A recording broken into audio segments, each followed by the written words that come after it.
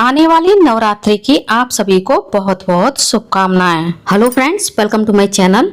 इस वीडियो में आज मैं आपके साथ शेयर कर रही हूँ नवरात्रि में घट स्थापना कैसे करें, जवारे कैसे बोएं।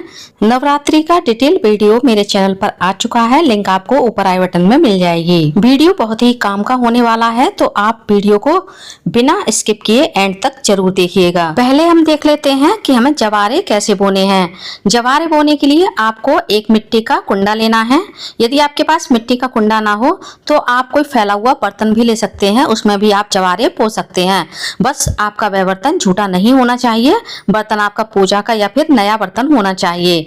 अब इस कुंडे में हम कुमकुम से स्वास्तिक या श्रीम का चिन्ह बना लेंगे। स्वास्तिक का चिन्ह आप हल्दी से या फिर रोली से भी बना सकते हैं। अब हम इस कुंडे में कुछ अक्षत डाल देंगे। अब हम जवारे बोने के लिए मिट्टी लेंगे। ये मिट्टी साफ जगह की होनी चाहिए। आप अपने घर के गमले की भी मिट्टी ले सकते हैं।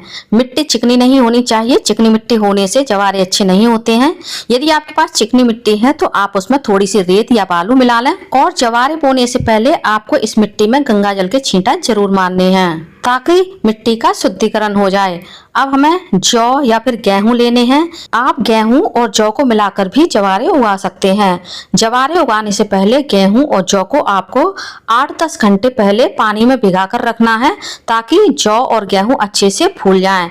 जौ और गेहूं अच्छे से जब फूल जाते हैं तो जवारे जल्दी अंकुरित हो जाते हैं। सभी जौ को हम मिट्टी पर अच्छे से फैला लेंगे और ऊपर से एक मिट्टी की लेयर और लगा देंगे। अब हम सभी जौ के ऊपर इस तरह से थोड़ा थोड़ा करके पानी छिड़क देंगे। आपको बहुत ज्यादा पानी नहीं डालना है, बहुत ज्यादा पानी डालने से जवारे सड़ जाते हैं और उनमें फफूंद लग जाती है। मैं आपको एक बात बताना भूल गई, जवारे बोने से पहले आप इस मिट्टी के कुंडे को 8-10 घंटे के लिए पानी में डुबा करके रखते हैं, ताकि यह अच्छे से पानी सूख ले।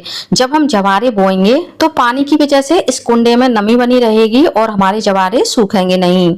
अब हम इस कुंडे को चंदन से और कुमकुम से टीक देंगे। जो जवारे होते हैं वो माता का ही स्वरूप होते हैं। अब हम जवारे के इस बर्तन पर भी वस्त्रूपी मौली बांध देंगे और जवारे बोते हुए आपको मन ही मन माता का जयकारा भी बोलना है। अब हम कलश स्थापना करेंगे और इन जवारों को हम एक साइड से रख देंगे। कलश स्थापना के लिए आप मिट्टी का या पीतल का या फिर तांबे का कलश ले सकते हैं। मैंने मिट्टी का कलश लिया है। यदि आप मिट्टी का कलश ले रहे हैं तो इसे भी आप कम से कम 24 घंटे के लिए पानी में डुबा करके रखिएगा, ताकि जब हम 9 दिनों के लिए कलश स्थापना करें तो कलश का पानी सूखे ना। और मिट्टी का कलश ले रहे हैं तो आप थोड़ा बड़ा कलश लीजिएगा। और यदि आप तांबे का या फिर पीतल का कलश ले रहे हैं तो आप छोटा कलश भी ले सकते हैं, क्योंकि इन बर्तनों में पानी नहीं सूखता है। मिट्टी के बर्तनों में पानी सूखने की संभावना अधिक रहती है। कलश स्थापना करने से पहले हमें कलश के कंठ में मौली बांधनी है और कलश पर हमें रोली से या फिर कुमकुम से स्वास्तिक का चिन्ह बनाना है।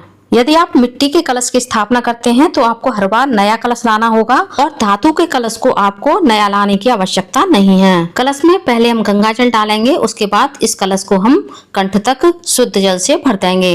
अब हम कलश में एक सुपारी, एक हल्दी, एक सिक्का, 2 लौंग, 1 इलायची और कुछ अक्षत डाल देंगे। जल को मीठा करने के लिए आप कलश में गुड़, बतासा, मिश्री या फिर चीनी डाल सकते हैं। अब हम कलश के कंठ पर आम के, अशोक के या फिर पान के पत्ते लगा देंगे। यदि आप 9 दिनों के लिए कलश से स्थापना कर रहे हैं तो आपको फिर आम के पत्ते ही लगाने चाहिए, क्योंकि आम के पत्ते जल्दी नहीं सूखते हैं। पान के और अशोक के पत्ते जल्दी सूख जाएंगे। और इन पत्तों को आपको चंदन से और कुमकुम से टीकना है। अब हमें जटाओं वाला नारियल लेना है। ये नारियल का मुख होता है। आप या तो इस तरह से नारियल को कलश पर रख सकते हैं या फिर आपको इस तरह से नारियल को कलश पर रखना चाहिए, जिधर पूजा करने वाले का मुख होता है। और दाईं या बाईं तरफ नारियल का मुख करके कलश पर स्थापना नहीं करनी चाहिए। अब हम नारियल पर एक चुंदरी या फिर लाल कपड़ा बांधेंगे। यदि आपके पास लाल चुंदरी या लाल कपड़ा ना हो तो आप केवल मौली भी नारियल पर बांध सकते हैं। मौली भी वस्त्र स्वरूप ही मानी जाती है और मौली को नारियल पर आपको 9 बार लपेटना है। अब हमारा नारियल कलश पर रखने के लिए तैयार हो चुका है। मैंने नारियल को कलश पर खड़ा करके स्थापित किया है।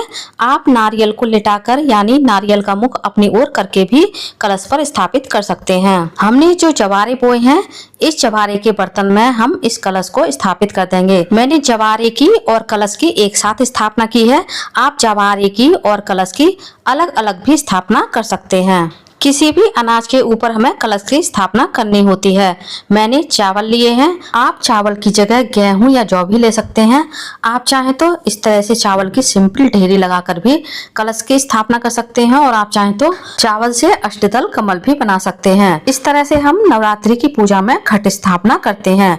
आई होप वीडियो आप लोगों को पसंद आया होगा। वीडियो कैसा लगा कमेंट्स में जरूर बताइएगा और यदि आप मेरे चैनल पूनम की आस्था पर पहली बार आए हैं तो प्लीज चैनल को सब्सक्राइब कर लीजिए, वीडियो को ज्यादा से ज्यादा लाइक कीजिए, शेयर कीजिए, साथ ही बेल आइकन को प्रेस कर दीजिए ताकि हमारी आने वाली सारी लेटेस्ट वीडियो की नोटिफिकेशन आप लोगों को टाइम से मिल सके।